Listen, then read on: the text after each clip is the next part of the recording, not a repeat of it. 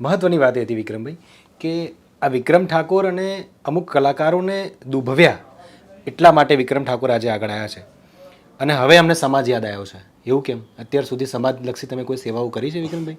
ઘણી બધી કરી છે, પણ આમાં એક એવું કહેવામાં એવું આવશે કે જ્યારે તમે પુણ્ય કરતા હોય કોઈ બી એ જણાવવું ના જોઈએ.